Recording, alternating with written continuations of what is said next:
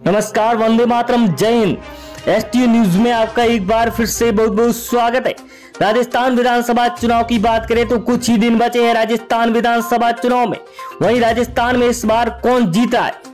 राजस्थान में कांग्रेस और भारतीय जनता पार्टी सत्ता में वापसी को लेकर बहुत ही बड़ी कोशिशें करती हुई नजर आ रही। एक तरफ कांग्रेस सत्ता में दोबारा आने को लेकर जंग लड़ रही है, तो दूसरी ओर सत्ता में 5 साल वापसी के लिए बीजेपी अपनी पूरी ताकत लगाती हुई नजर आ रही है। सवाल यह है कि सत्ता में इस बार किसकी वापसी होगी, बीजेपी या फिर कांग्रेस? तो इस बार बहुत बड़ा उलटफेर होता नजर आ रहा है राजस्थान विधानसभा चुनाव में। राजस्थान की अगर 200 विधानसभा सीटों की बात करें तो एबीपी न्यूज, टाइम्स न्यूज और फलोदी सट्टाबाजार ने जो सर्वे निकाला है उसको देखते हुए नेताओं के चेहरे के रंग फीके हो गए। क्या यहाँ पर राजस्थान में बीजेपी की सरकार फिर से आ रही है? क्योंकि देखा जाए तो इस बार लगता है कि बीजेपी बहुत आगे दिखाई दे रही है। दोस्तों, अगर बात करें तो इस बार हनुमान बेनीवाल भी अपनी पूरी ताकत झोंकते हुए नजर आ रहे। जिस तरह से आम आदमी पार्टी की एंट्री से किसको कितना नुकसान होता हुआ नजर आ रहा है, तो ये भी हम आपको दिखाने वाले। तो दोस्तों, हम आपको राजस्थान की 200 विधानसभा सीटों का सबसे बड़ा और सटीक सर्वे लेकर आ रहे। तो आप वीडियो के लास्ट तक जरूर बने रहिए, और वीडियो पर नए हैं तो हमारे चैनल को सब्सक्राइब जरूर करें। क्यों राजस्थान में इस बार बीजेपी की सरकार बनेगी या फिर कांग्रेस कर सकती है सत्ता में फिर से वापसी?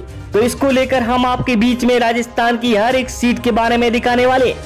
राजस्थान में बड़े बड़े दिग्गज इस बार मैदान में उतरते हुए नजर आ रहे। क्या राजस्थान में बहुत बड़ा उलटफेर होता नजर आएगा, या फिर राजस्थान में या फिर कांग्रेस अपनी सत्ता में वापसी कर सकती है? तो इसको लेकर हम आपके बीच में 200 विधानसभा सीटों का सबसे बड़ा और सटीक सर्वे लेकर आए। तो दोस्तों, आपको ले चलते हैं उस सीटों पर। सबसे पहले हमारे बीच में भीलवाड़ा की यहाँ पर 7 सीटें आ गई है, तो उसको लेकर यहाँ पर बीजेपी को 5 सीटें मिल रही है, तो कांग्रेस के खाते में यहाँ से 2 सीटें जा रही है, तो यहाँ पर आरएलपी और अन्य को 0-0 सीट मिल रही है। वहीं बीकानेर की 7 सीटों की बात करें तो यहाँ पर बीजेपी को 4 सीटें, वहीं कांग्रेस को 3 सीटें मिल रही है, तो आरएलपी और अन्य के खाते में 0-0 सीट जाती हुई नजर आ रही है। साफ तरह से देखा जा रहा है इस बार बीजेपी को बहुत बड़ा फायदा होता नजर आ रहा है। वहीं बाड़मेर की 7 सीटों की बात करें तो यहाँ पर बीजेपी को 6 सीटें, वहीं कांग्रेस को 1 ही सीट मिलती नजर आ रही है। वहीं आरएलपी और अन्य के खाते में 0-0 सीट नजर आ रही है। बाड़मेर में यहाँ पर बहुत बड़ा उलटफेर भी होता नजर आता दिखाई दे रहा है।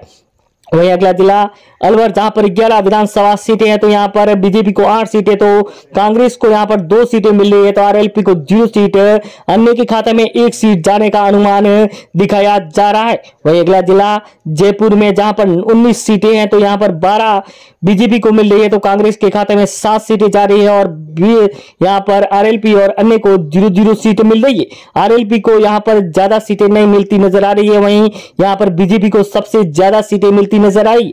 बांसवाड़ा की 5 सीटों की बात करें तो यहाँ पर बीजेपी को 3 सीटें और कांग्रेस के खाते में 2 सीटें जा रही है। वहीं आरएलपी और अन्य को यहाँ से 0-0 सीट मिलती हुई नजर आ रही है। दोस्तों, जिस तरह से देखा जाए तो मोदी की लहर साफ नजर आ रही है राजस्थान में इस बार।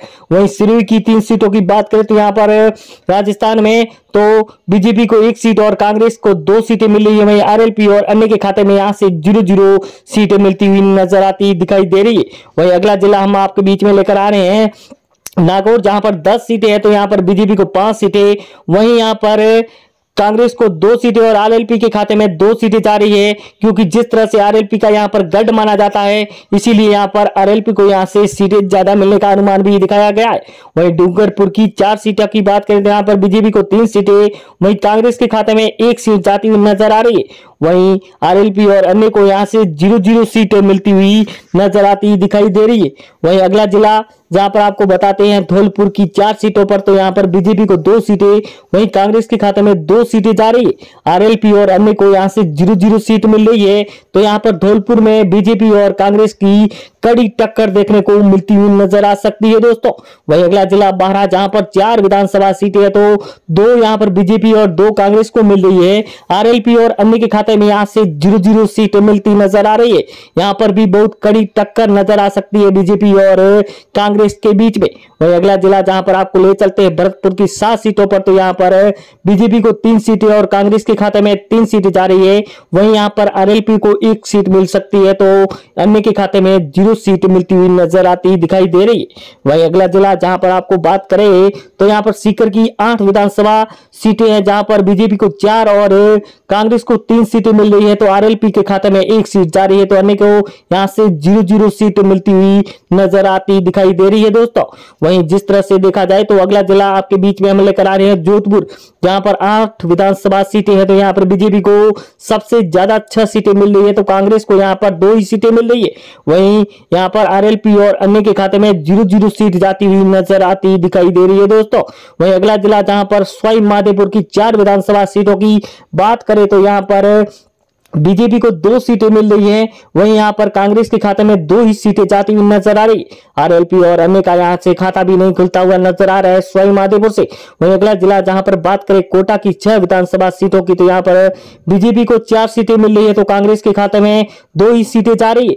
वहीं आरएलपी और अन्य को 0-0 सीट मिलती हुई नजर आती दिखाई दे रही है। वहीं कोटा में इस बार कांग्रेस को बहुत ही कड़ा नुकसान होता नजर आ रहा है। झालावाड़ की 4 सीटों की बात करें तो यहां पर बीजेपी को 2 सीटें मिल रही है, वहीं कांग्रेस को 2 सीटें और अन्य के खाते में यहां से 0 सीट जा रही है। कांग्रेस और बीजेपी की साफ टक्कर नजर आती दिखाई दे रही है झालावाड़ा, जहां पर वसुंधरा का गढ़ माना जाता है। वहीं चित्तौड़गढ़ की 5 सीटों की बात करें तो यहां पर बीजेपी को 3 सीटें, वहीं कांग्रेस को 2 सीटें मिल रही है, तो यहां पर आरएलपी और अन्य का सुपड़ा साफ होता नजर आ रहा है चित्तौड़गढ़ से। चित्तौड़गढ़ में यहां पर बीजेपी की यहां पर साफ नजर जीत आती दिखाई दे रही है। वहीं प्रतापगढ़ की 2 सीटों की बात करें तो यहां पर एक बीजेपी और एक कांग्रेस के खाते में जाती हुई नजर आ रही है, तो आरएलपी और अन्य को यहां से 0-0 सीटें मिलती हुई नजर आती दिखाई दे रही है। प्रतापगढ़ में यहां पर बहुत बड़ा उलटफेर भी होता नजर आ सकता है इस बार। वहीं उदयपुर की 8 विधानसभा सीटों की बात करें तो 5 बीजेपी को मिल रही है, वहीं यहां पर कांग्रेस को 3 सीटें और आरएलपी और अन्य के खाते में यहां से 0-0 सीट जाती हुई नजर आती दिखाई दे रही है दोस्तों। क्योंकि जिस तरह से देखा जाए तो उदयपुर में बीजेपी का गढ़ माना जाता है। वहीं जालोर की 5 विधानसभा सीटों की बात करें तो यहां पर बीजेपी को 3 सीटें, वहीं कांग्रेस को 2 सीटें मिल रही है, आरएलपी और अन्य के खाते में यहां से 0-0 सीट मिलती हुई नजर आ रही है। यहां पर भी बीजेपी को सबसे ज्यादा बहुमत मिलता नजर आता दिखाई दे रहा है। वहीं जैसलमेर की 2 सीटों की बात करें तो यहां पर एक बीजेपी और एक कांग्रेस के खाते में जाती हुई नजर आ रही है। जैसलमेर में 2 जिले हैं जहां पर 2 विधानसभा सीटों की बहुत बड़ा उलटफेर यहां पर सामने नजर आ रहा है। जिस तरह से देखा जाए तो यहां पर अगली यहां पर सीट आ गई है गंगानगर की 6 विधानसभा सीटें हैं, तो यहां पर बीजेपी को 3 सीटें, वहीं कांग्रेस के खाते में यहां पर 3 सीटें जा रही है। वहीं आरएलपी और अन्य को यहां से 0-0 सीट मिलती हुई नजर आती दिखाई दे रही है दोस्तों। वहीं अगला जिला जहां पर हम आपको ले चलते हैं राजसमंद, जहां पर 4 विधानसभा सीटें है, तो 2 बीजेपी और 2 कांग्रेस के खाते में जाती हुई नजर आ रही है। वहीं आरएलपी और अन्य को यहां से 0-0 सीट मिलती हुई नजर आ रही है। यहां पर राजसमंद में बीजेपी और कांग्रेस की बहुत कड़ी टक्कर दिखाई दे रही है दोस्तों। वहीं टोंक की 4 विधानसभा सीटों की बात करें तो यहां पर बीजेपी को 3 सीटें, वहीं कांग्रेस को 1 सीट मिल रही है, तो आरएलपी और अन्य को यहां से 0-0 सीट मिलती हुई नजर आ रही है। दोस्तों यहां पर टोंक में बीजेपी का गढ़ माना जाता है, इस बार बीजेपी को बहुत ज्यादा सीटें मिलती हुई नजर आ सकती है। वहीं दौसा की 5 विधानसभा सीटों की बात करें तो यहां पर बीजेपी को 3 सीटें, वहीं कांग्रेस को 2 सीटें मिल रही है। आरएलपी और अन्य का यहां से खाता भी नहीं खुलता हुआ नजर आ रहा है। यहां पर भी दौसा में बहुत बड़ा उलटफेर होता भी नजर आता दिखाई दे रहा है। तो यहां पर आपको ले चलते हैं बाड़मेर की 8 विधानसभा सीटों पर, जहां पर यहां पर अजमेर में बीजेपी को 3 सीटें और कांग्रेस को यहां पर बहुमत मिलता हुआ नजर आ रहा है। 5 विधानसभा यहां पर सीटें मिलती हुई नजर आ रही। वहीं आरएलपी और अन्य को यहां से खाता भी नहीं खुलते हुआ नजर आ रहा है। वहीं झुंझुनू की 8 विधानसभा सीटों की बात करें तो यहां पर बीजेपी को 5 सीटें, वहीं यहां पर कांग्रेस को 3 सीटें मिल रही है, तो आरएलपी और अन्य के यहां से सुपड़ा साफ होता नजर आ रहा है। यहां पर बीजेपी को बहुत ज्यादा बहुमत मिलने का अनुमान भी दिखाया गया है। वहीं अगला जिला चूरू, जहां पर 6 विधानसभा सीटें है, तो यहां पर 3 बीजेपी और 3 कांग्रेस को मिल रही है, तो आरएलपी और अन्य का सुपड़ा साफ होता नजर आ रहा है। शुरू में इस बार कांग्रेस और बीजेपी की बहुत कड़ी टक्कर देखने को मिलती हुई नजर आ सकती है दोस्तों। वहीं अगला जिला जहां पर हनुमानगढ़ की 5 सीटों की बात करें तो यहां पर बीजेपी को 3 सीटें और कांग्रेस को 2 सीटें मिल रही है। वहीं आरएलपी और अन्य को यहां से 0-0 सीट मिलती हुई नजर आती दिखाई दे रही है दोस्तों। जिस तरह से देखा जाए तो यहां पर भी बहुत बड़ा उलटफेर होता नजर आ सकता है। वहीं पाली की 6 विधानसभा सीटों की बात करें तो पाली में कांग्रेस को यहाँ पर 2 सीटें हैं तो बीजेपी को 4 सीटें मिल रही है और अन्य को यहाँ से 0-0 सीट मिलती हुई नजर आ रही है। पाली में इस बार कांग्रेस को बहुत बड़ा नुकसान होता नजर आता दिखाई दे रहा है। वहीं अगला जिला जहां पर बात करें बूंदी की 3 विधानसभा सीटों की, तो यहां पर बीजेपी को 1 और कांग्रेस को 2 सीटें मिल रही है। तो यहां पर बीजेपी और कांग्रेस के बीच में बहुत बड़ा अंतर नजर आता दिखाई दे रहा है। तो आरएलपी और अन्य को 0-0 सीट मिल रही है। तो राजस्थान में इस बार अगर बात करें तो 5 साल में जिस तरह से सरकार बदलती हुई नजर आ सकती है, तो इस बार भी यहां पर बीजेपी की परचम लहराती नजर आ सकती है दोस्तों। तो आप अगर राजस्थान से है तो कमेंट बॉक्स